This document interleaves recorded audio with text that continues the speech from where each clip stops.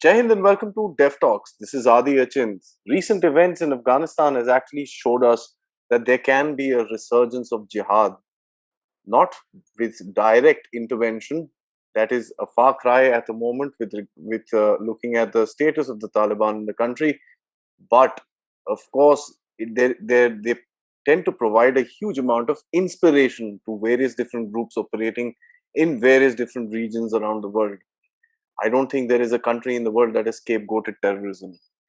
To discuss the situation around us right now and what's going to happen, I have with me Dr. Michael Barak, who's the head of Global Jihad Desk and Political Islam in the Reichman University, Herzilia.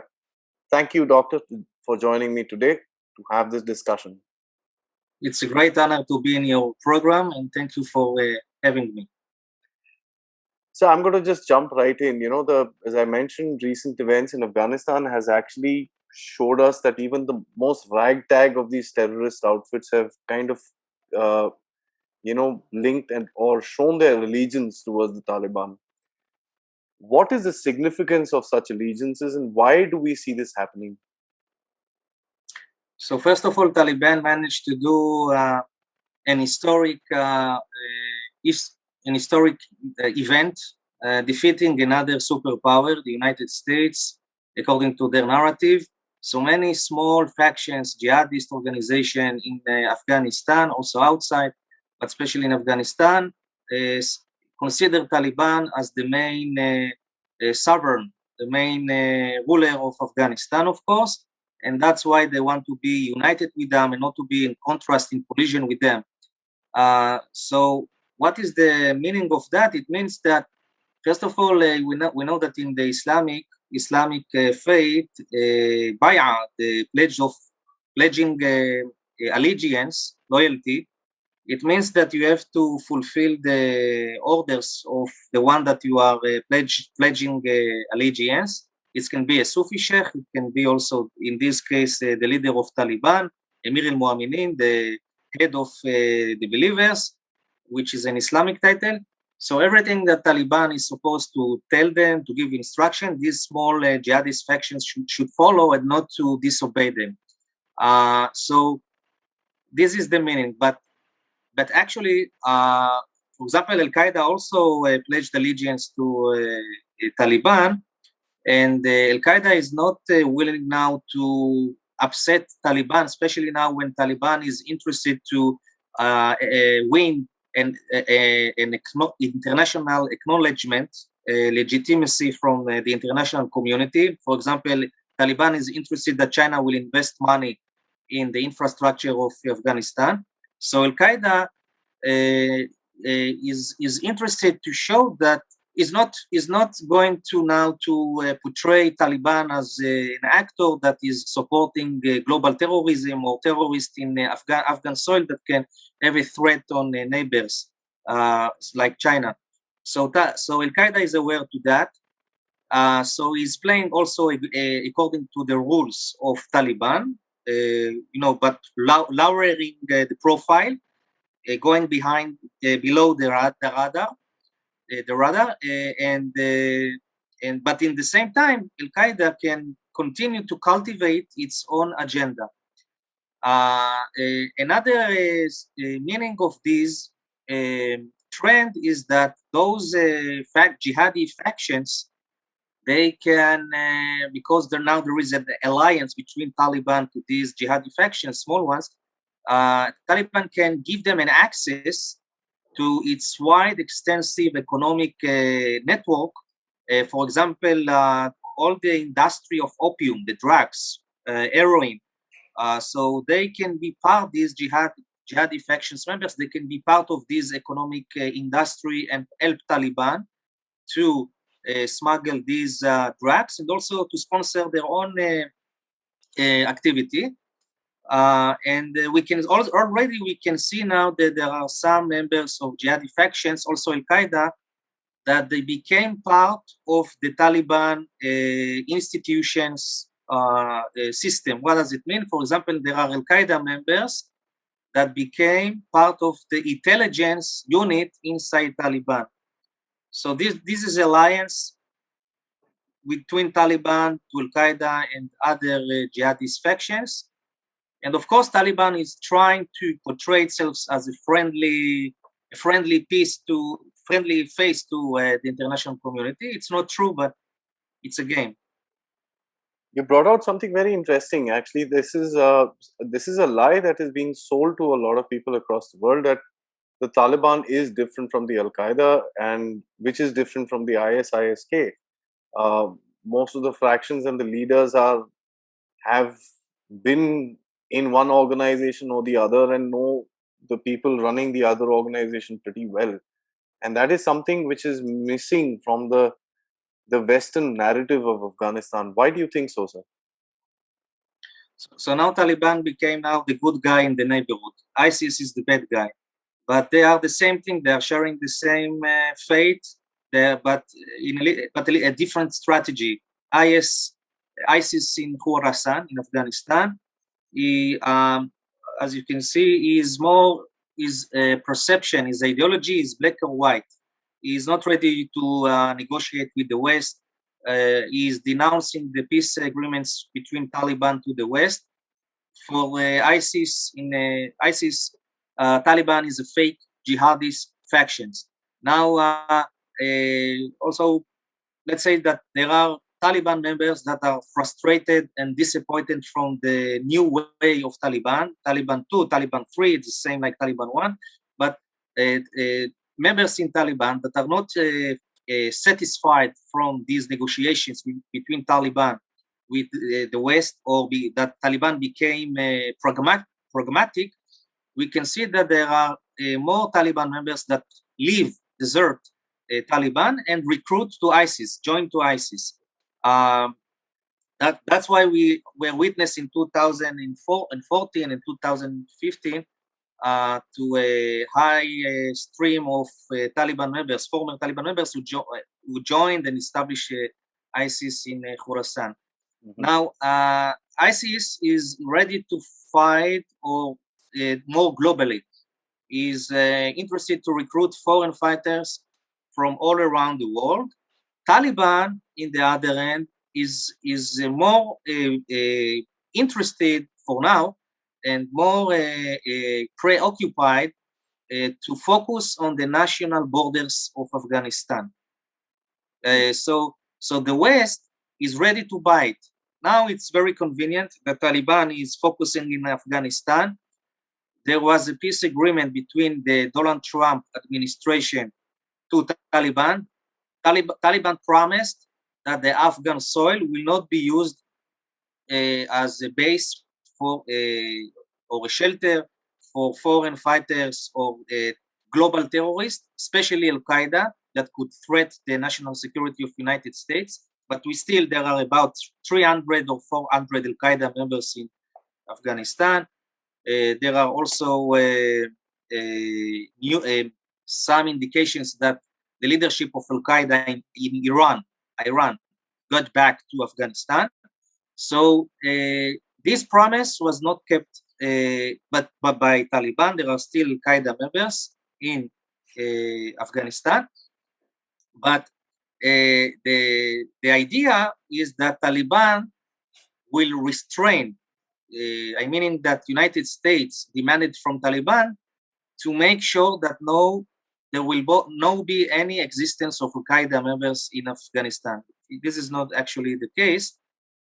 So this is the difference between ISIS to Taliban. The West think that Taliban will buy, let's say, quiet, that he will keep his word. Not all the West, some of people in the West, but Taliban will not cultivate global terrorism, that it will focus on building and rehabilitate Afghanistan. Mm-hmm. And they are more concerned from ISIS. But actually, they want the same thing. They want a global caliphate, but the strategy is different. ISIS wants it right now. Taliban want it, okay, in the long run. It can take 100 years, 200 years. And that's why one of the main magazines of Taliban in Arabic, it's called Sumud. What is Sumud in Arabic? It means you have to stand very patiently and to resist against your enemy. So it means, okay, so we will wait. Now it's not convenient to launch our true goal. So this is the main difference. That sounds very similar to the Pashtunwadi, which most of these Taliban people also have, which is a local code which talks about being patient towards their own goals. And that is one thing you see in the Taliban's actions. They waited for 20 years in jungles, in forests, in caves, and so on and so forth, and finally got what they wanted to do. Look at it from their side; it's a big thing. I'd like to ask you. You know, you mentioned that the world is actually thinking that the Taliban will not be supporting terrorism as per se, as per a matter of policy, or directly or openly. I'd still want to take a limb and ask you, what kind of activities do you foresee happening coming out of Afghanistan? I say this very clearly because in the past 2 weeks, India has actually started to experience a whole lot of action, as which has been peaceful for the past about 6 to 8 months, since February, I think. Now suddenly infiltrations have gone up, the drops of arms have gone up, the encounters have gone up. So, what kind of activities do you see coming out of Afghanistan, and who would they be targeting in particular?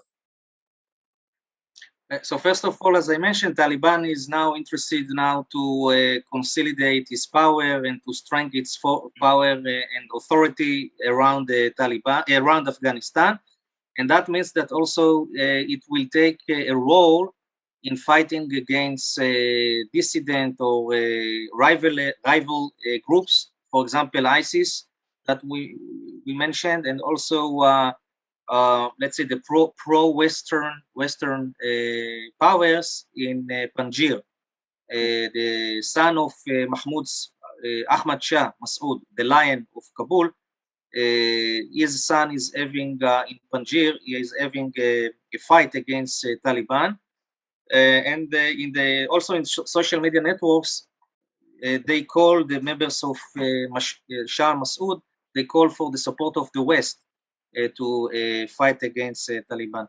So now Taliban is trying to eliminate these rebel forces. Secondly, Taliban is trying to have international legitimacy. For example, I think it was published today that Taliban expelled or removed Uyghurs foreign fighters from the borders between China to Afghanistan. He removed them and sent them to other provinces in Afghanistan, and this is in order to show a goodwill to China that they are not interested to now to support Islamists that can threat the national security of China. But who knows what will happen ahead? Where these Uyghurs will serve? They are still active in Afghanistan. But let's say that the Afghan soil is still being used as a safe haven for jihadists, and also for India, there are several foreign fighters. Today in Afghanistan, there are about 8,000, between 8,000 to 9,000 foreign fighters. Among them, there are Chechens, there are Uzbeks also, Tajiks, and also from Punjab, from Pakistan, and also from India. And this is a main concern. If Taliban will let these foreign fighters to plan or to expand an infrastructure in Afghanistan in order to plan terrorist attacks or to fund jihadist factions, for example, in Kashmir, or Al Qaeda also can finance its other factions, offshoots in Somalia, in Yemen, in the Sahel, also in Syria. So it's becoming a safe haven for many jihadists. In regarding to Israel, there is also, I think, Afghanistan can become also a soil for Hamas movement in Afghanistan. We know that in May, Ismail Haniyeh met prominent members of Taliban in Doha, in Qatar. They blessed each other that about their efforts on fighting against the United States in Afghanistan and fighting against Israel. So we see, I think, also the Israeli security factors and also the international one should monitor and follow after Hamas, for example. Hamas and also other jihadists monitor them, their activity in Afghanistan. Because we say that in Afghanistan there is huge economic industry of opium. Let's say that I think $500 billion for a year. The Taliban is making incomes only from heroin, selling heroins and other drugs. So you don't need much money in order to build these infrastructures. So Afghan soil can become a safe haven already. I think the main focus now of Al Qaeda is in the near enemy, not in the far enemy. It's like they want to help to their allies and the official other offshoots. For example, in the Sahel, Al Qaeda in Afghanistan wants to send the money, send them military help and personnel in order to intensify the terrorist attacks against the local regimes. It can be in Mali, it can be also in Syria. And we see it also in the declarations of Al Qaeda. And another actor in Afghanistan is the Haqqani family. Haqqani family, which participated in the war in the 80s against against USSR, they became close friends of Osama bin Laden. Now, this is an old alliance between Osama bin Laden and then Al Qaeda and to Haqqani family. Haqqani family today is one of the strongest military wings in Taliban. Two members of Haqqani family became ministers. One of them is Siraj ad-Din al-Haqqani, who became the interior minister, and his uncle Khalil, I think, he became the minister for refugees. So both of them are very strong ones. In February 2020, also Siraj ad-Din, he published an article in the New York Times that Taliban is interested to rebuild Afghanistan, and they are not interested in war against United States as long as they are not staying in Afghanistan. But still, United States demand an high price on his head. He is still considered as a global terrorist. And why I mentioned Haqqani family? Because of their strong ties to Al Qaeda. And Haqqani family and Al Qaeda, both of them are also responsible for forging ties, or let's say they are standing behind the power of TTP, Taliban in Pakistan. Taliban Pakistan. Yes, and they were responsible to unite several factions, marginalized jihadist factions that decided to unite again to TTP. And so this is an evidence that Haqqani family is still involved in terrorism and cultivate other terrorist organization outside Afghanistan. I think when you mention the Haqqani family and the Haqqani network, as per se, the one country that innocuously pops up in everybody's head is Pakistan. They've been providing material, manpower, as well as weaponry support to this network for now 20 years. They've been cultivating it. They fought the entire war of terror against USA and with USA. As a matter of fact, with NATO and against NATO. Let me just broaden up that horizon.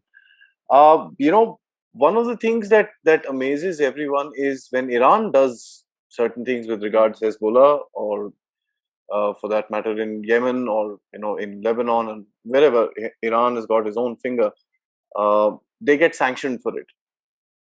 Pakistan has had clear links in terms of the Haqqani network, as I just mentioned. They've got Al Qaeda bases which are there in western Pakistan, on the borderline where there is pretty much which they call the tribal lands. Uh, how do you see this whole situation with regards to Pakistan, and how far do you think Pakistan will be able to carry this charade out?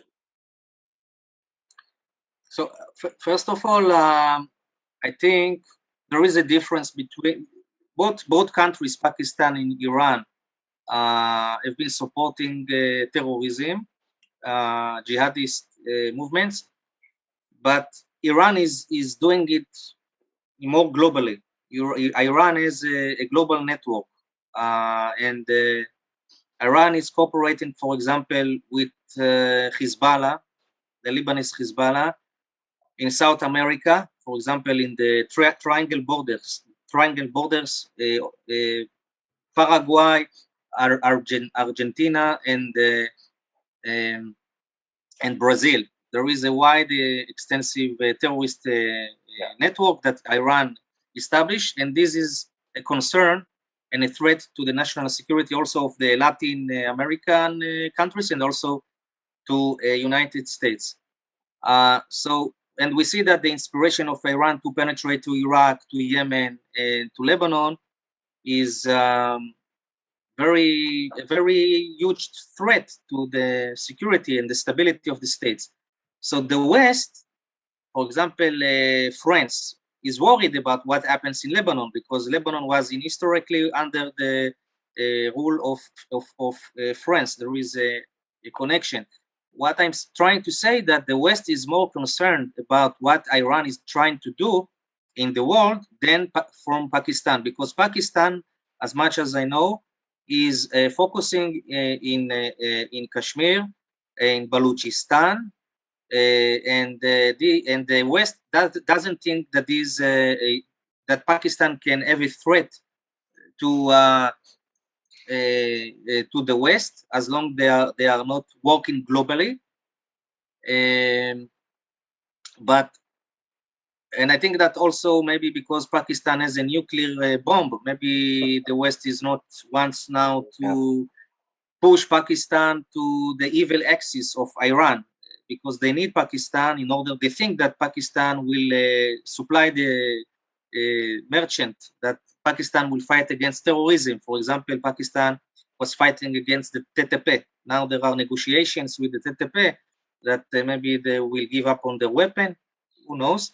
But it's there is a huge difference, not huge, but there is a difference in the way that the West perceive Pakistan and Iran. So Iran, for example, say it very clearly that it wants to export the Islamic revolution to the world. It wants to eliminate the Israel Jewish state, while Pakistan is not having such a declaration, but we know that, and also deny its support in terrorist organizations. But we know that Pakistan is involved. Also, Pakistan now is trying to portray Taliban as a new Taliban, that more friendly to the West. It say that United States will have a lot of benefit and use if it will recognize the legitimacy of Taliban in Afghanistan. The same thing, by the way, also Qatar is trying to convince the international community that Taliban is a good guy, not like he was in the 90s. So yeah, that's a good joke, I must say. Looking at what's happening within the country, that's a very good joke. There are good guys who hang people on cranes and leave them out in the sun the whole day after that. So yeah, fair enough. My last question to you, sir. the fight against terrorism has taken different forms across the world. Let me just take you're in Israel, I'm in India.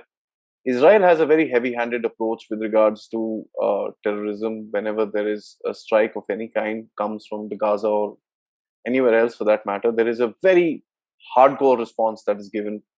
Uh, Pros and cons, of course, to each to this thing. In India, the it's a soft peddling issue which is dealt with in a very very mild manner.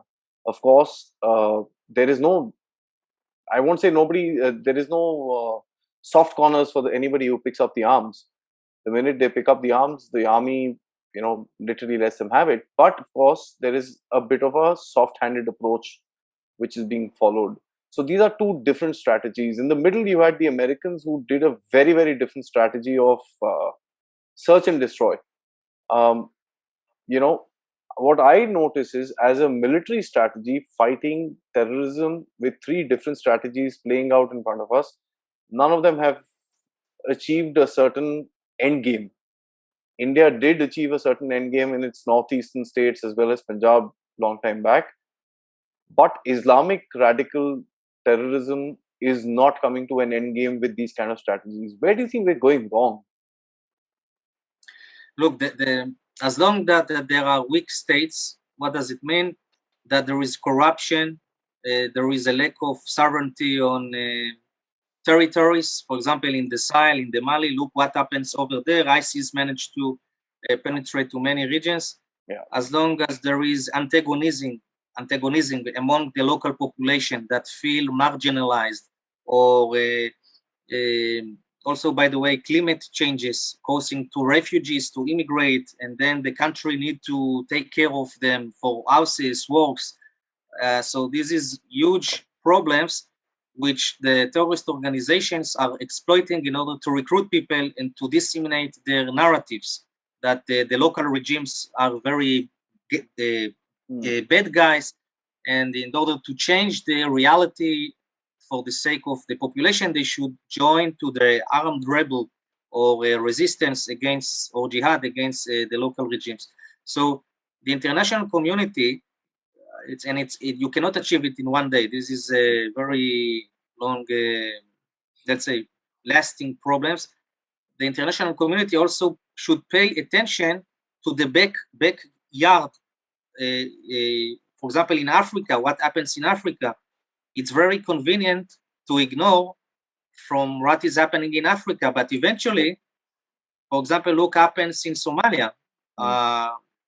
Nigeria, Somalia, yeah. Yeah, Nigeria also, yes, Burkina Faso and other places. The West is ignoring in some way. I'm not saying all the West, but some. This is the general trend that this is not the main focus. The main focus maybe is in Iraq, Syria, where there are economic interest or security. So there they should focus. Oil. So also other places like Africa, I think the international community should focus. Otherwise, those terrorists are getting inside this vacuum.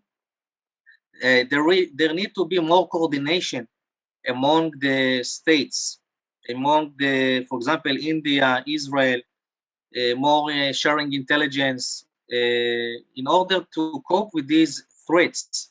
As long as there are states like Iran or also Qatar, in some way also Turkey, that supporting terrorists, it's very difficult to solve it. You need the courage, you need the guts to stand in front of them. But because of geopolitics interest, some states are afraid to do something. They are ready to, they want to buy quiet. But in the long term, this can be a disaster. I think another, let's say, crucial factor that can help to fighting and counter terrorism is the ideological warfare, counter narratives.